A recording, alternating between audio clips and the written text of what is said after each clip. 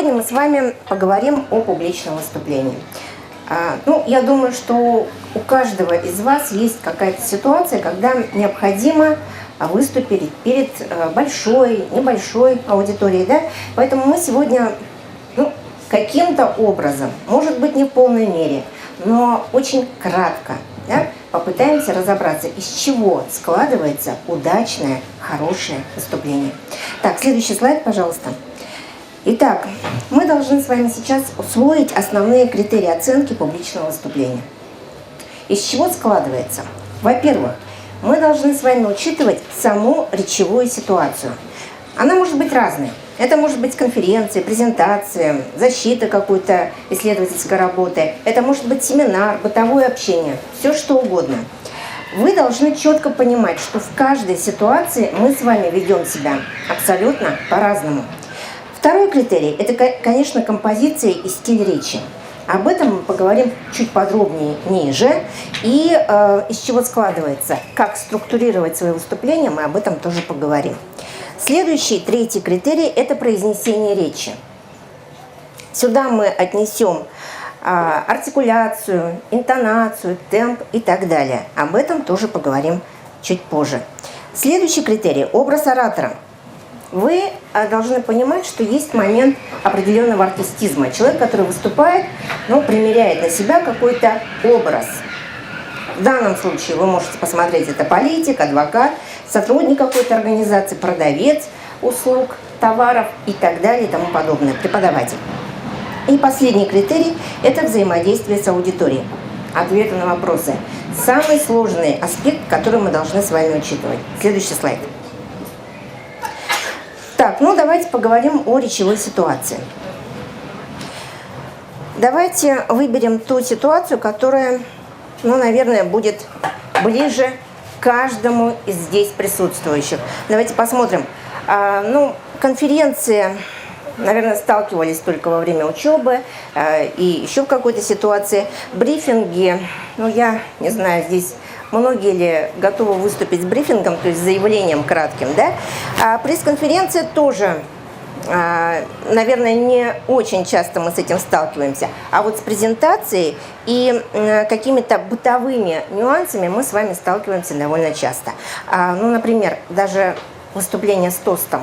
Бывает такое, когда вы на каком-то торжестве и вам передают слово.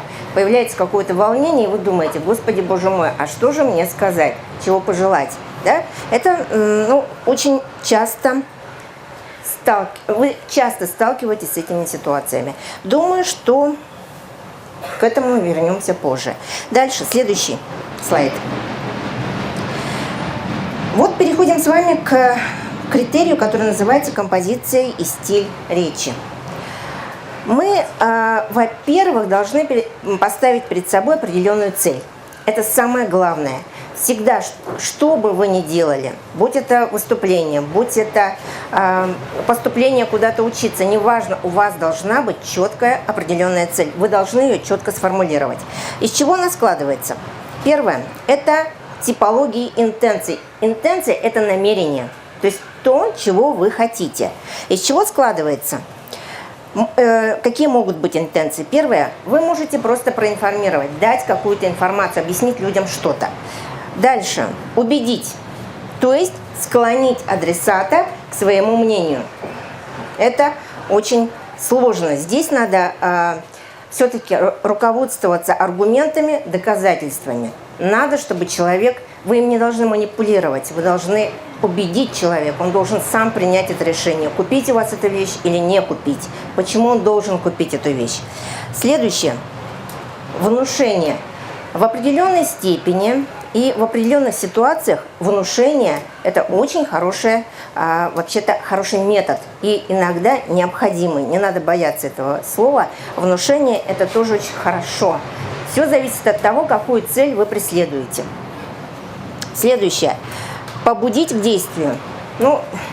Думаю, что с этим мы очень часто сталкиваемся. Мы должны призывать к чему-то.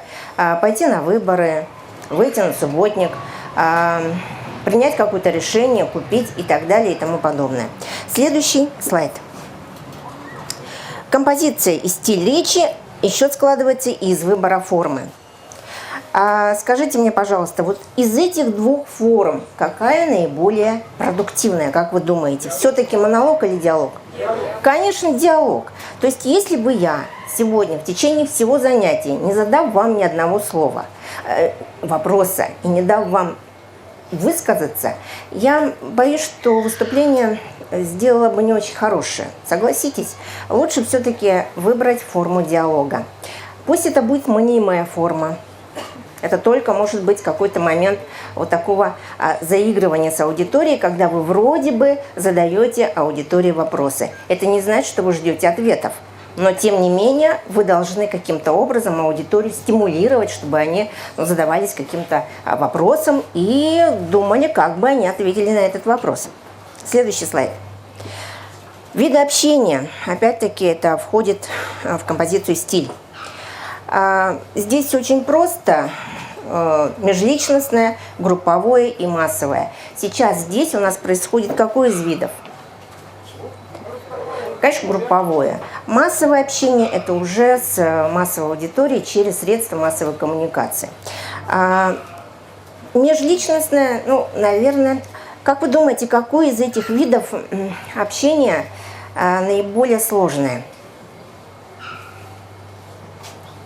Вот каждому из вас, как вы думаете? Вот как ни странно, правда, межличностное. Неожиданно мы можем столкнуться с такими фактами, когда форма начинает меняться. Абсолютно верно. И очень трудно убедить одного человека, легче убедить массу. Вот это вот очень важно. Поэтому, когда говорят, ну, с каким-то человеком я уж точно договорюсь, это еще не факт. Вот легче, наверное, вот групповое общение. С массовой аудиторией немножко сложнее. Дело в том, что мы имеем дело с достаточно случайной, дисперсной группой. Поэтому здесь предугадать, чтобы что-либо или ну, с каким-то образом смоделировать довольно сложно. Следующий слайд. Смысловое и логическое содержание речи. Любое выступление должно обязательно иметь какой-то смысл. В любом случае, если это выступление бессмысленное, боюсь, что ну, вы потратите, и вы, и ваша аудитория потратите время зря.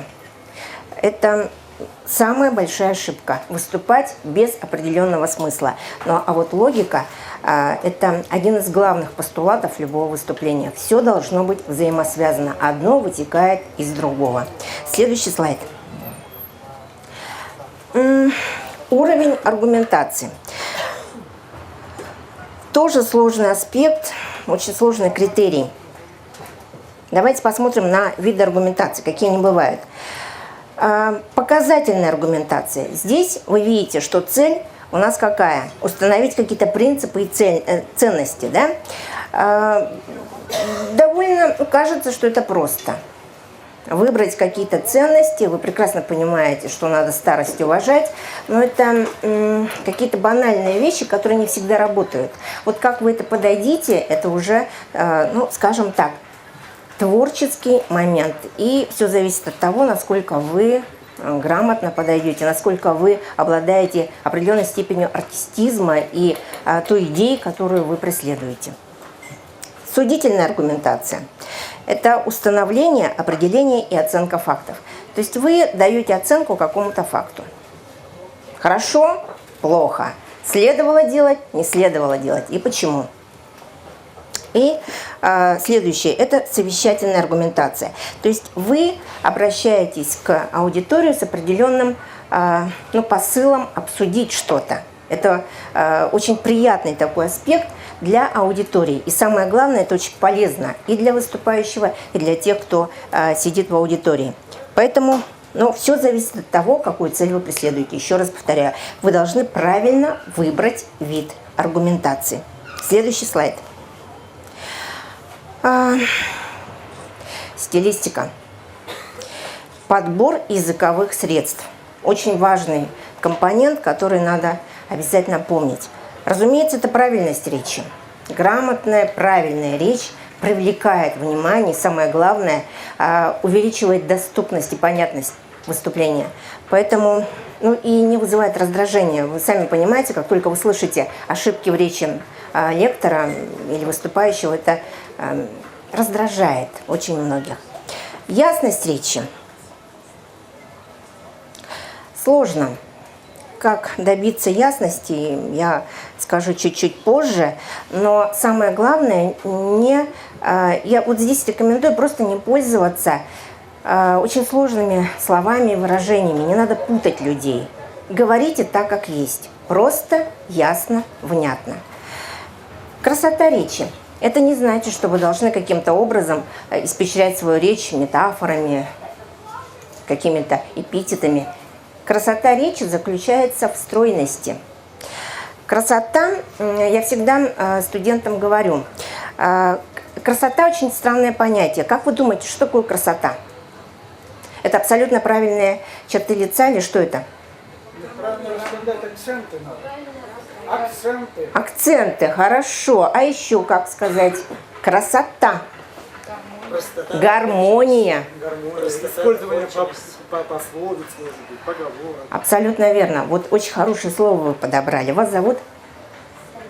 Сардана. Сардана, вы очень грамотно подошли к формулировке своей мысли. Очень коротко, одним словом определили. Гармония. Гармония – это ничего лишнего. Согласитесь, да? Вот это называется красотой. Вот красота речи – это все уместно. Это когда каждая деталь там, где она должна быть. Ничего нельзя не добавить, ничего нельзя убавить. Вот это и есть красота. Дальше. Уместность речи.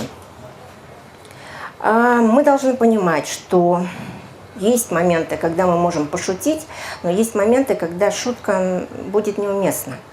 Мы должны понимать, что есть ситуации, когда мы можем выбрать какие-то пословицы, поговорки, а в какой-то ситуации они будут только сбивать с толку.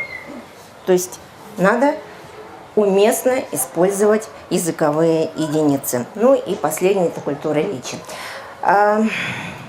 Вы, наверное, очень часто сталкиваетесь с тем, что при выступлении, ну, например, руководящие лица, к сожалению, мы с этим сталкиваемся довольно часто, позволяют себе быть, ну, не совсем,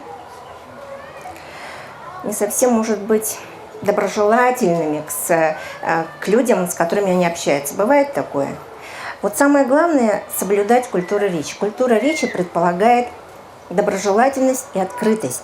То есть вы понимаете, что коммуникация, общение происходит для какой-то цели. Вы не просто так пришли к этим людям, а вы пришли с какой-то определенной целью.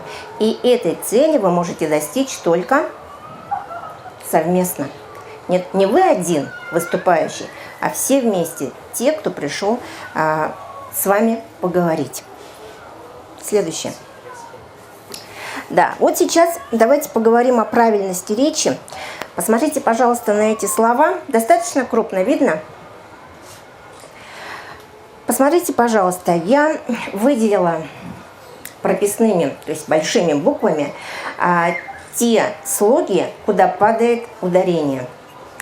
Пожалуйста, прочтите. Если вы удивились вот из этого перечня слов, ну хотя бы в 4-5 словах, значит не все хорошо. Давайте посмотрим. Апостроф. Часто слышим другое ударение. Бредовой. Броня. Вот когда мы звоним в гостиницу и закрепляем за собой место, мы делаем броню. Да? А вот броня это что? Это уже защита. Да? Генезис. Очень часто мы слышим другое ударение. Диспансер. Думаю, что здесь уже практически никто не делает ошибок. Да? Ну, если произносится, то просто по привычке. Жалюзи. Слово французское, поэтому сохраняется норма французского языка, все ударения падают на последний слог. Завидно. Здесь 99% людей делают другое ударение. Я не скажу, что это все ошибки, но тем не менее это определяет в какой-то степени культуру речи. Заиндивить. То есть ресницы, ветки зимой заиндивили. да, то есть инеем покрылись. Следующее. Заржаветь. Часто мы слышим и произносим по-другому, правда? Заржаветь – это правильное ударение. Ну, звонить, звонишь, звонят. Здесь, я думаю, уже даже школьники вас и нас всех, если мы ошибаемся, поправят. И искрится. Снег, конечно, искрится. Следующий слайд. Срок хранения только истекший, но никак не истекший. Да. Болезнь, детская такая болезнь, называется коклюш. Мы привыкли к другому ударению, потому что это чистый профессионализм. Врачи называют эту болезнь коклюш. На самом деле ударение правильное коклюш. Ну, в русском языке вообще ударение меняет свое место, поэтому ничего страшного нет, если вы делаете какие-то ударения не там, где надо, но стремиться надо все-таки к правильности. Комбайнер и комбайнеры. Всегда нужно говорить красивее, никак не красивее, красивее. Так будет красивее. Металлургия. Мизерный. Зарплата мизерная. Да? Я желаю, чтобы зарплата была достойной, не мизерная, да, не мизерная, а прям достойная должна быть. Да? Мусоропровод. Вот все, что провод, всегда ударение падает на последний слог. Да? Обеспечение. Это слово, которое, ну, часто мы слышим во всех средствах массовой коммуникации, у нас все произносят совсем по-другому. Вот надо запомнить, что это слово произносится именно так. Обеспечение. Олигархия. Олигархия. Вот литература только переводная. А вот переводная может быть бумага. Никак иначе. Ну, здесь тоже допускаются очень часто ошибки, и иногда даже учителя литературы произносят именно переводная литература, но я думаю, что это не очень страшно. У всех бывают ошибки, ничего страшного. А скажите мне, так все-таки сколько слов у вас вызвали удивление? Много? Значит, вывод у нас какой? Я советую вам приобрести это в идеале. Приобрести словарь орфоэпический, словарь ударений. Это вообще очень полезная штука. Или просто скачайте словарик в телефон. Есть такие специальные приложения. И я думаю, что этот словарик вам пригодится. Просто загляните туда. Почаще заглядывайте. И еще, хорошо бы еще толковый словарь скачать или купить, для того, чтобы часто-часто туда заглядывать. Потому что вот эта игра, а что это слово означает, очень развивает мышление. Следующий слайд. Это наглядные пособия и презентации. Давайте представим, что я сегодня пришла к вам без презентации. Как бы вы к этому отнеслись? Нормально? Хорошо? Было бы скучно. Да, но самое главное, вы бы усвоили все, что я вам сказала бы? Боюсь, что нет. Это практически невозможно. На слух вы прекрасно знаете, что человек воспринимает информацию в процентном соотношении в большей степени именно зрительно. Не на слух. На слух мы очень мало информации принимаем.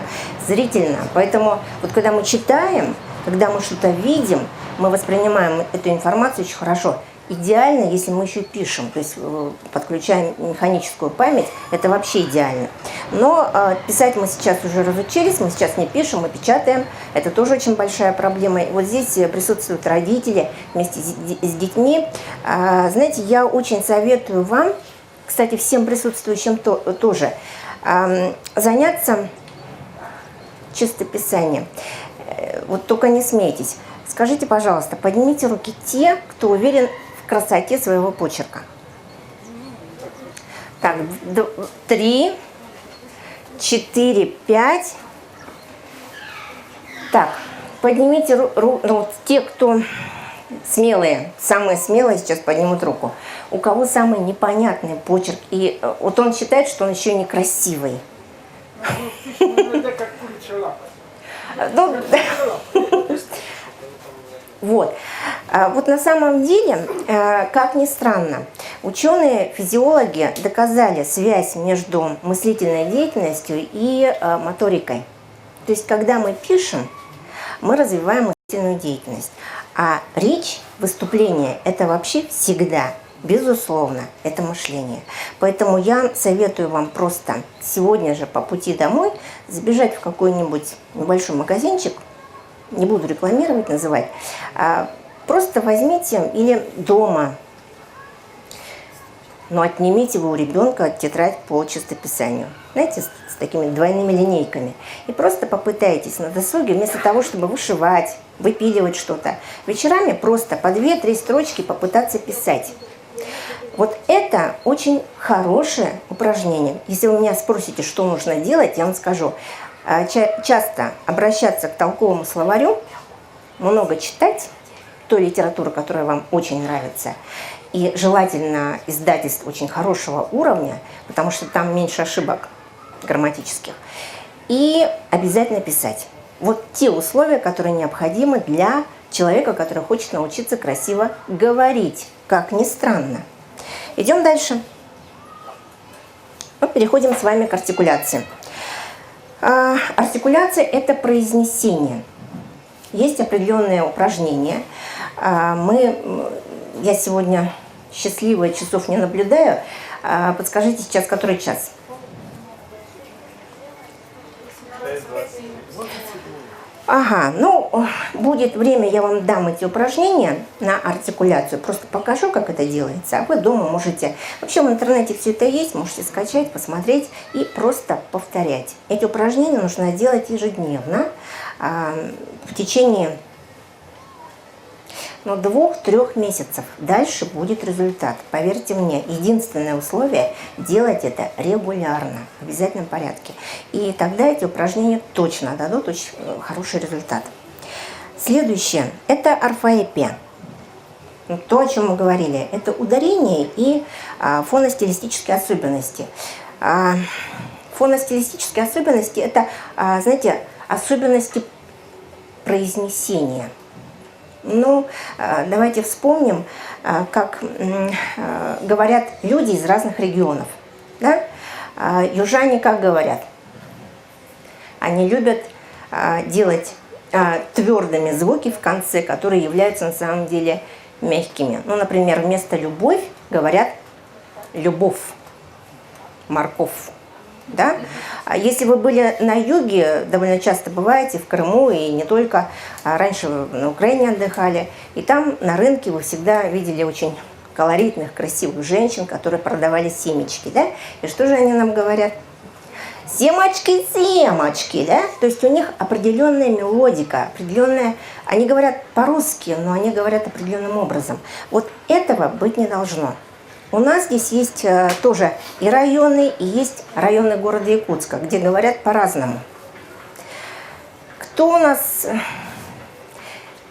представляет порт Жатай? Есть такие? Кто? Так, в кого-то тычут пальцем. Так, ну, кто у нас представляет? Вот Сайсара уже не работает. Я всегда студентам говорю, раньше, вот на заре своей деятельности, я людей могла определить по тому, в какой школе они учились, какую школу закончили. Потому что... учился в речевой школе. В какой? В речевой, когда речь правильно. Угу. А вот в разных районах города Якутска говорили по-разному. Сейчас все перемешалось. Это как в Москве. Сейчас нет московского говора, потому что очень большая миграция, и внутренняя, и внешняя, и так далее. Вот в Якутске произошло то же самое. Вот раньше можно было четко определить, этот человек родился в таком-то районе. Просто по речи. Заложные говорили определенным образом, портовские говорили определенным образом, сайсарские говорили определенным образом. То есть это такая вот особенность. Вот этих особенностей фоностилистических в грамотной речи быть не должно. Мы не должны показывать нашей аудитории, где мы родились, в каких условиях и кто наши родители. Этого быть не должно. Мы должны быть абсолютно нейтральны. Следующее – это интонация. Вот интонация – такое сложное слово. На самом деле оно складывается из очень простых моментов. Темп, ритм, паузы, логические и эмфатические ударения. Темп – это количество слов, которые вы произносите в минуту. Поднимите руки, кто говорит слишком медленно. Угу. Вы знаете вот эту свою особенность, и с этим можно бороться. Это не так сложно на самом деле. Побороть очень медленный темп. Сложнее, как ни странно, тем, кто говорит быстро. Поднимите руки, кто говорит быстро. Вот с этим немножко посложнее бороться, потому что это связано просто с психотипом человека. Вы торопитесь, вы хотите больше сказать за очень короткое время. Поэтому, когда говорите быстро, здесь необходимо... многие исследователи и тренеры предлагают петь внутренне. Петь или отбивать ритм. Говорят, помогает. Что такое ритм? Ритм – это расстояние между ударными слогами. То есть, если вы выбираете очень часто длинные слова, то тогда ритм будет какой? Вялый, медленный, вялый. Если вы выбираете слова очень короткие, то ритм будет какой? Наоборот, такой дробный, как барабанная дробь, и это не очень хорошо. Отсюда у нас вывод какой? Красивый ритм, правильный, грамотный – это сочетание длинных и коротких слов. Вот и все. Когда вы готовитесь к выступлению, просто посмотрите на это. Тогда у вас будет идеальный ритм. Вот как раз ритм, ритмика очень хорошо воспринимается аудиторией. Речь воспринимается как музыка. Легко. То есть вы не устаете. Можно общаться час, полтора, два, три. Если грамотный ритм, и все остальное, то тогда общение будет очень хорошим. Паузы. Пауза – это очень хороший прием. Прием, который позволяет многое сказать. Пауза намного красноречивее, чем крик. Обратите внимание, когда вы видите, что аудитория невнимательно слушает, каждый занят чем-то своим, а вам необходимо все-таки вашу аудиторию все-таки привести в чувство и заставить их слушать. Что вы делаете? Вы просто замолкаете. И вот когда вы замолкаете, аудитория тут же, смущаясь, обращает свой взор на лектора. Что произошло? Вот и все. Логические ударения. Вы делаете ударение на том слове, которое хотите подчеркнуть. Это логическое ударение. А эмфатическое – это эмоциональное, когда вы что-то хотите эмоционально как-то выделить в своей речи. Если вы не будете делать такие ударения, то речь будет монотонной, она будет скучной. Слушать будет очень тяжело. И последний аспект – это голос. Наш с вами голос – это дар природы. Потому что тембр практически нельзя изменить. Это то, с чем мы с вами родились. Тембральные особенности изменить практически нельзя. К сожалению, а может быть и к счастью. К сожалению, потому что женщинам повезло меньше. Тембр женского голоса менее приятен, в среднем я имею в виду, чем, например, мужской. Самый приятный тембр – это такой баритональный, баритон, такой бархатный голос. Поэтому вы, наверное, часто обращаете внимание на то, что самые хорошие ведущие, лекторы, дикторы – мужчины с приятным бархатным голосом. С тембром ничего сделать не можем, но высота. Высокий женский голос очень раздражает, смущает и, самое главное, утомляет. Поэтому, женщины, старайтесь говорить ниже, невысоко. Есть люди, которые всю жизнь говорят не своим голосом. Ну, девушки думают, что они будут выглядеть, наверное, моложе и красивее, если будут говорить высоко и тонко. А на самом деле это не очень хорошо. Это плохо сказывается на связках и на всей дыхательной системе. К сожалению, это потом приводит к очень серьезным проблемам. Сейчас давайте проверим ваш тембр. Проверим? Это очень простой тест. Все дикторы работают над этим очень просто. Пожалуйста, приложите ладонь к груди, верхняя часть груди. Сейчас нам необходимо представить себе, что у нас очень сильно болит голова. Мы здесь, на природе, я уверена, мы никого не напугаем. Ну, единственное, могут подумать, что какая-то секта собралась. Мы сейчас с вами будем мычать. Мычать, сомкнув губы. И должно быть ощущение, как будто у вас сильно болит голова. Мы просто будем мычать. При этом вы должны почувствовать вибрацию на губах и одновременно ладонью в груди. Хорошо? Приложили руку, ладонь к груди, вдохнули глубоко и начинаем мычать. Чувствуете? Если не чувствуете, немножко погромче и пониже, особенно это касается дам, пожалуйста, пониже. Вы должны почувствовать вибрацию одновременно и на губах, и вот здесь, в верхней части груди. Почувствовали? Так, кто не почувствовал, поднимите руки. Вот, на самом деле, видимо, вы просто неправильно выполняете упражнение. Дома, пожалуйста, обязательно попробуйте, посмотрите, добейтесь того, чтобы эта вибрация была ощутима. Значит, вы не своим голосом говорите, не ваш тембр. Вот те, кто почувствовал, просто поймайте эту волну и имейте в виду, это ваш тембр. Все очень хорошо. Так, громкость. Знаете, вот здесь у нас в республике я часто сталкиваюсь с тем, что люди говорят, как ни странно, тихо. Наверное, это связано с какими-то национальными особенностями, да? Такая вот скромность, стеснительность, да? Поэтому люди говорят довольно тихо. Это касается абсолютно всех этнических групп, как ни странно. Видимо, это влияние, ну, какой-то региональный аспект. Громкость – это очень хороший показатель. Если вы говорите громко, это говорит о том, что вы говорите и дышите правильно. Потому что громкость – это показатель вашей дыхательной системы. Легкие должны работать в полной мере. Или вы зажимаетесь, или у вас какой-то спазм происходит, поэтому вы говорите тихо. Ну, или еще какие-то проблемы. Да? Может быть, психологического момента, может, волнуетесь, боитесь и так далее. Звучность. Звучность и полетность проверяется очень просто. Вы должны просто шептать. Просто шептать. Но шептать так, чтобы вас было слышно.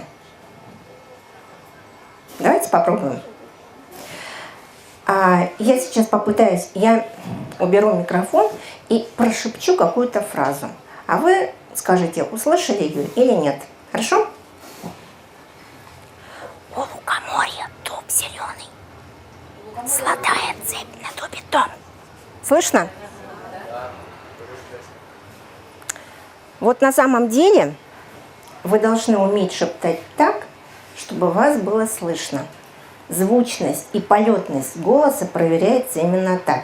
Давайте кто-то из присутствующих, желательно, идеально, если это будут последние ряды, прошепчет какую-то фразу.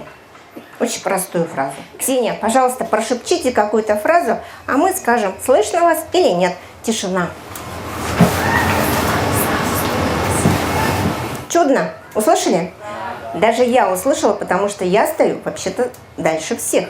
И я услышала, что Москва не сразу строилась. Действительно так. Москва не сразу строилась, и правильно и грамотно говорить мы тоже можем научиться. Вот таким образом вы можете попытаться дома, очень просто, простые упражнения, развить полетность и звучность голоса. Следующее. Образ оратора. Вот возвращаемся к тем критериям, которые мы упустили.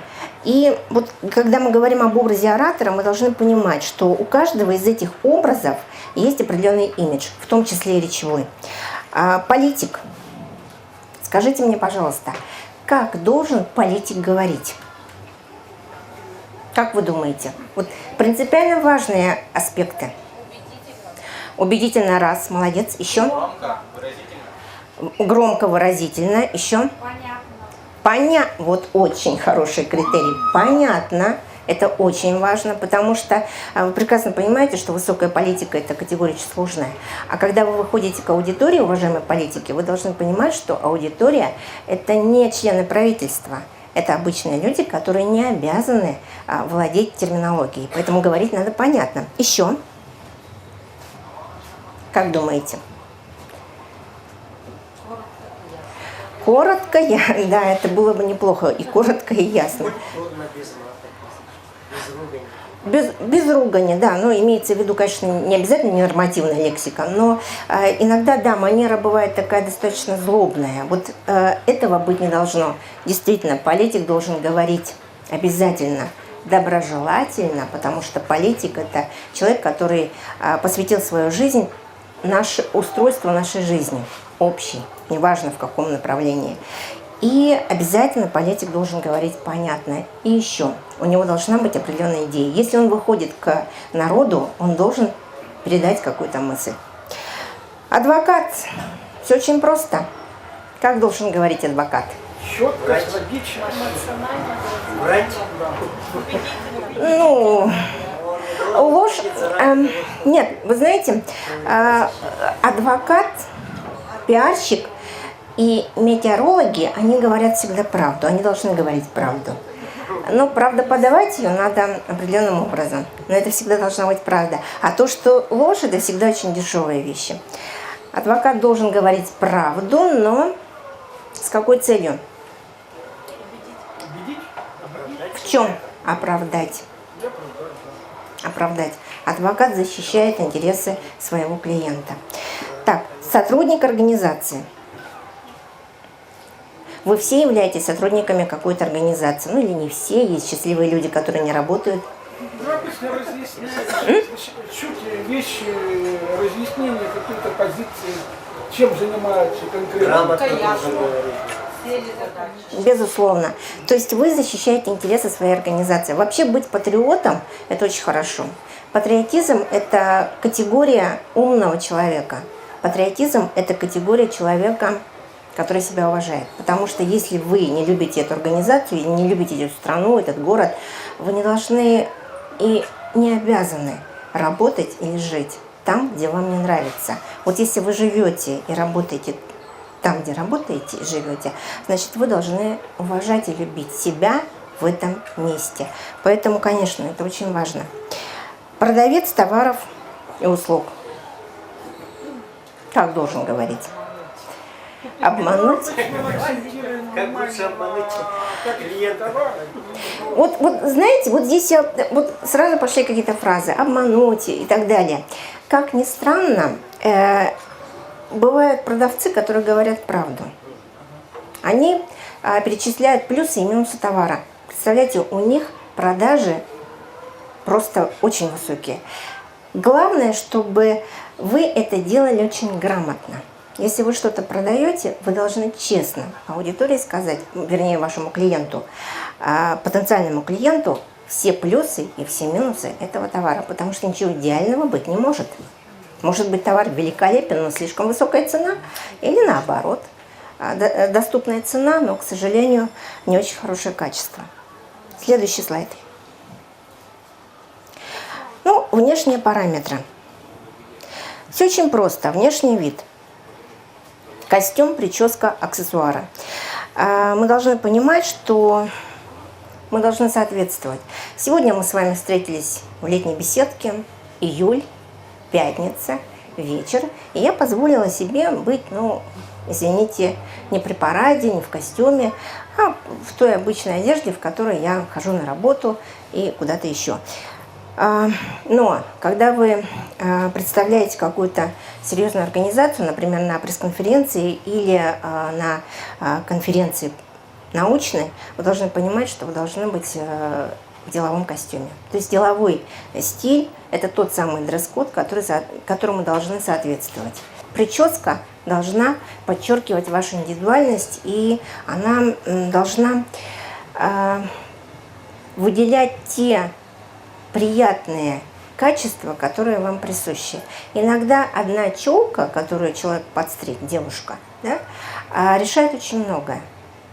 Иногда прическа становится частью имиджа, как у известной, сейчас уже очень пожилой французской певицы, которую мы очень все любим в Советском Союзе и в России. Ее зовут, безусловно, это французская певица Мирей Матье, которая, у нее вот эта прическа, она ее пронесла через всю свою жизнь. И это ее визитная карточка. Это очень мило, это очень красиво, ей многие подражали и подражают. Поэтому учтите, что очень хороший специалист в области парикмахерского искусства может вас изменить или сделать вашу судьбу. Что касается аксессуаров, безусловно, они должны соответствовать вашему статусу, уровню. Украшения не должны быть дорогими, если вы выходите к аудитории. Они должны быть скромными. А украшения и аксессуары лишних не должно быть. Напоминаю, что в деловом этикете видимых деталей должно быть 13 в целом. Вместе с пуговицами, очками, сережками и так далее. Вот сейчас просто посмотрите на себя. Посчитайте видимые детали. Их должно быть не более 13. Это часто касается женщин, не мужчин. У мужчин все очень просто. У мужчин все очень просто, а вот у женщин, заколки, ободки, сережки, очки, яркие пуговицы и так далее. Посчитайте все. Этих деталей не должно быть больше 13. Идем дальше. Пантомимика. Это движение, то есть то, как человек двигается. Вы должны быть уверены. Уверенная походка – это походка с пятки на носок. Это абсолютно выправляемые колени, когда вы ступаете. Да? Дальше. Это подбородок параллельно полу. Развернутые плечи. Ой, кстати, да. Как хорошо, когда разворачивается, спина уже не болит. Прямая спина, развернутые плечи. Это как раз это движение уверенного человека. Хорошо, если человек подается как бы вперед. Это демонстрация чего? Открытости и заинтересованности. То есть, если вы подаетесь вперед корпусом, это говорит о том, что вы заинтересованы в общении. Но если вы сделали вот так, откинулись, особенно сидя, откинулись на спинку стула, вы этим демонстрируете что? Что вам уже не интересно. Разговор окончен. То есть вы, на самом деле, во время выступления должны демонстрировать как раз заинтересованность в общении. Дальше. Мимика и жесты. Мимика. Всегда помним о том, что улыбка очень молодит лицо и делает его приятным. Поэтому улыбайтесь. В обязательном порядке улыбайтесь. Делайте это как можно чаще. Разумеется, уместно, если вы делаете трагическое заявление. Я думаю, что улыбка будет достаточно странно выглядеть на вас. Во всех остальных случаях улыбка только украсит. Жесты. Обязательно используйте жесты. Но не машите руками, как мельница. Это самое плохое, что можно сделать. Нервное движение руками это просто раздражающий момент. Руки слишком красноречивы, они привлекают внимание. Поэтому, как только вы начинаете сильно махать руками, вы тут же уводите аудиторию от того, что вы говорите. Следующий слайд. Образ оратора еще складывается из зрительного контакта с аудиторией. Здесь все очень просто. Когда аудитория очень большая, я просто всегда советую нарисовать мысленный треугольник. То есть это сектор правый, центр и левый сектор. Вы должны для себя каким-то образом, да, найти людей, которые хотя бы изредка, но поднимают голову и смотрят на вас. Вы переводите взгляд в том или в другом направлении, но не застывайте взглядом на одном человеке. Он не так поймет, испугается, подумает, что что-то не так. Во-первых, это агрессия, это человека действительно может напугать. А во-вторых, это не очень хорошо. Будет складываться ощущение, что вы работаете только с определенной частью. Это, как, знаете, в школе говорят, учитель работает только с теми, кто сидит вот за первыми партами, а Камчатка как бы уже не важна. Вот этого быть не должно. Для нас вся аудитория очень важна. Поэтому рисуем этот треугольник и стараемся как можно чаще переводить взгляд, абсолютно охватывая всю аудиторию. Это что касается зрительного контакта. Следующий слайд. Ответы на вопросы. Сейчас, который час у нас?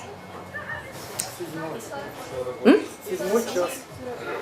О, пардон, все, времени уже не остается, поэтому... Еще без 15.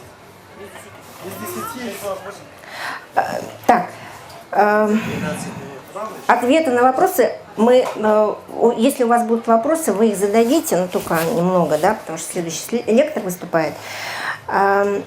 Вы должны помнить одно, это самый сложный аспект, потому что вы столкнетесь с тем, к чему вы не готовы.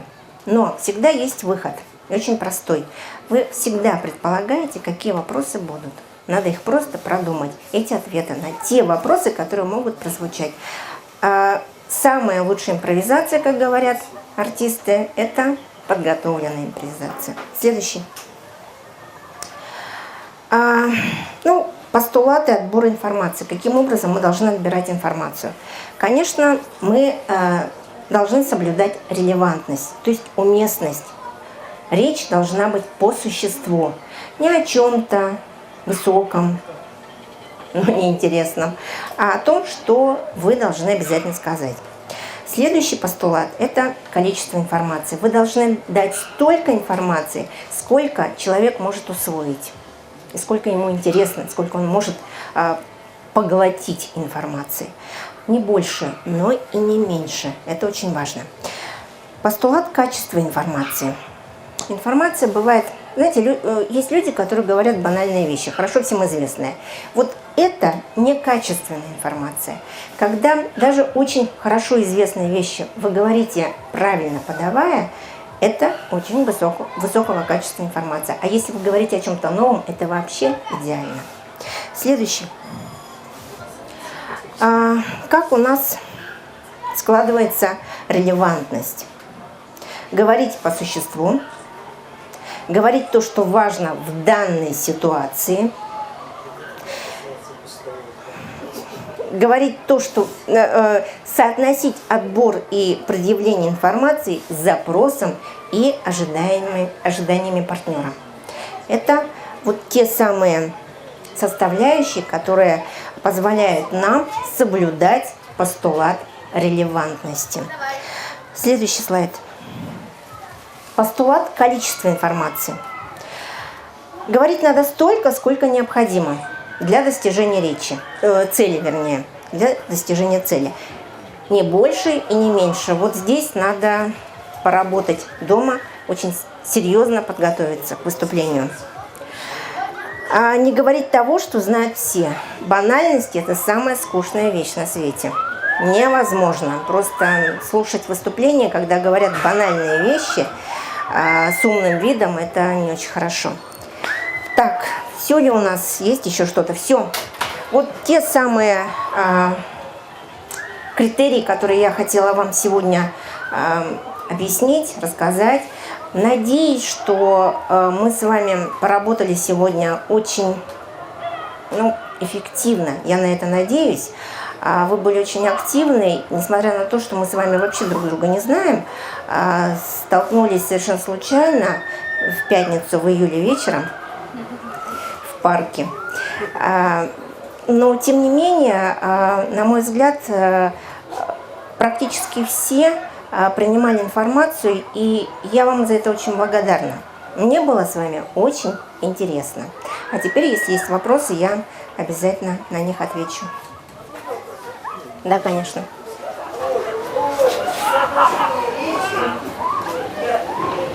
Отношение почерка, разбираемость почерка и понимаемости речи. Значит, Владимир Ильич Ленин, целый институт был трудов Владимира Ильича Ленина. Как вы это рассматриваете? Вообще я читала Ленина, его текст.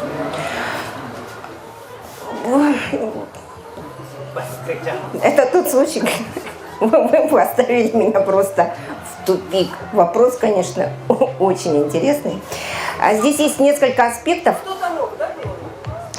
Ну, вы прекрасно понимаете, что институт работал не зря, и, может быть, даже не все и не совсем им было написано, но основные моменты, конечно, были прописаны Владимиром Ильичем, но какие-то моменты, они были доработаны, для этого институт работал и замечательно работал. На самом деле это гениальная вещь, потому что идеологические выкладки, которые разрабатывались в этом институте, действовали 75 лет. Поверьте, это мощная работа, это гениальная работа, но по поводу почерка. Да, летящий почерк Ленина говорил о его энергии, о желании поскорее вылить свои идеи на лист бумаги, но мы не должны забывать о том, что человек был очень серьезно болен. Поэтому его состояние физическое, особенно в последние годы, конечно, сказывалось и на почерке. Поэтому я даже не знаю, что вам сказать.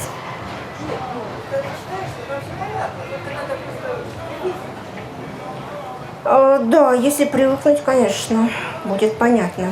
Так, есть ли еще вопросы? Да, конечно. Да. Да. Здравствуйте, Наталья. Да, я хочу спросить, а роль вообще, насколько приемлемо доверять интуиции, да, в речах оратора, насколько это важна интуиция, чувство этой аудитории, да, и возможно ли доверять ей, когда вот... Вы знаете, вы несколько разных очень серьезных моментов затронули. Во-первых, это интуиция. Интуиция вообще категория, не имеющая прямого отношения к выступлению. Да? Она имеет отношение к отбору какого-то материала. Сработает, не сработает, понравится, не понравится. Но в основном здесь надо включать только логику. Никаких эмоций, никакой интуиции, только логика. Во всем остальном интуиция очень сильно помогает. Здесь, да, боюсь, что нет, не поможет. Что касается доверия, категория очень сложная, и я вам скажу так. Доверять по большому счету надо. В мелочах ни в коем случае. Не доверяйте никому. Никому. Иногда даже себе доверять не надо. Я хотел бы добавить. Да. Я хотел бы стать на защиту женщин Да. по поводу голоса. Женщины у нас тоже делятся на голоса. Сопрано, меццо-сопрано и альты. Так что меццо-сопрано и альты – это тоже прекрасные низкие женские голоса. Ну и при этом, если четкая речь у сопрано, даже у колоратурного, то речь будет ваша достигнута аудиторией. Так что не вините, что вы сопрано. Вот, сопрано, ликуйте. Я не обладаю никаким голосом, к сожалению. Голоса певческого нет, слуха тоже, к сожалению. Медведь там не только наступил на ухо, он, видимо, и джигу станцевал. Поэтому, ну да, к сожалению, с пением у меня все очень плохо. Так, спасибо большое. У вас альт голос, не сопрано. А все, специалист сказал, у меня альт. Буду знать. Спасибо огромное. Так, ну если... Да. Вот если меняется почерк, вообще вопросы, конечно, не по риторике напрямую, но это не важно. Главное, чтобы вам это интересно. Если почерк меняется, это говорит о нестабильном состоянии. Но психологи считают, что это нестабильное состояние человека, потому что настроение меняется, может быть, даже физическое состояние меняется. Вообще любую особенность нужно превращать в изюминку. Если человек картавит, если человек заикается, из этого надо делать изюминку, не обязательно от этого избавляться. Это мы все разные, и в этом наше преимущество. Мы ни на кого не похожи. Поэтому если человек очень активно жестикулирует, при этом видно, что он горячих южных кровей, это просто здорово. Будет странно, если он будет стоять как замороженный. Это как бы немножко эти стандарты внедрялись там, скажем так, северянами, да? Потому что когда телевидение пришло в Италию, там даже ведущим первое время там чуть ли не связывали руки, даже чтобы они там не размахивали до экрана. Да, здесь я с вами соглашусь, есть определенные стандарты, и диктуют эти стандарты определенные, разумеется, корпорации, которые находятся в определенном месте, поэтому здесь ничего не сделать с этим, таковы правила игры. Если им связывали руки, значит в этом был какой-то смысл. Сейчас, кстати, телевидение там не такое экспансивное, как, видимо, на заре телевидения. Вот вы Да. журналистов, да? Вот я хочу спросить о вашем философии взгляда подготовки специалистов, журналистов. Какой критерий главный должен быть у журналиста? Самый главный критерий. Самый главный критерий – это честность. А то бывает так, что когда публиковали статью, в газете просто мы когда готовили материал, и вдруг журналист взял, сместил акцент. Поменял. И поменялась вся картинка. Согласна, такое бывает. Не совсем понятно, но может быть она кому-то хорошо, а для читателя он, конечно, не разбирается в этих тонких психологии. И тут вопрос возникает, а что делать этим журналистам? К сожалению, да, ничего сделать нельзя, потому что он, в принципе, не нарушил закон, он просто сместил акценты, вот и все. Формально ничего сделать нельзя. Но вот этические нормы он, конечно, нарушил. Этические нормы никем, ничем, они, в принципе, не прописаны. Это может сделать только, возможно, сообщество журналистское, если они его пожурят, или вы можете официально сделать какое-то заявление о том, что он был неправ. И редакция может принести извинения и провести работу над ошибками. Сейчас это сплошь и рядом творится. Им надо продавать информацию. Безусловно. Внимание. Да, сейчас монетизация всего, и информация – это очень дорогой продукт. Сейчас стоимость информации повышается, это очень дорогой продукт, поэтому вы прекрасно понимаете, что все хотят зарабатывать, все хотят быть независимыми. И, разумеется, да, пользуются журналисты такими приемами. Но здесь есть одно очень простое правило. Вы должны понимать, что этому надо противодействовать. Если вы с чем-то не согласны, вам никто не связывает руки и не закрывает рот. Сейчас очень много социальных сетей, возможностей. Да, вы можете выйти и заявить о том, что этот человек нечестен. Это самое страшное, что может быть в журналистике. Вот на этой высокой патетической ноте я хотела бы завершить сегодняшнее выступление. Огромное вам спасибо. Я надеюсь, мы поработали эффективно. Спасибо.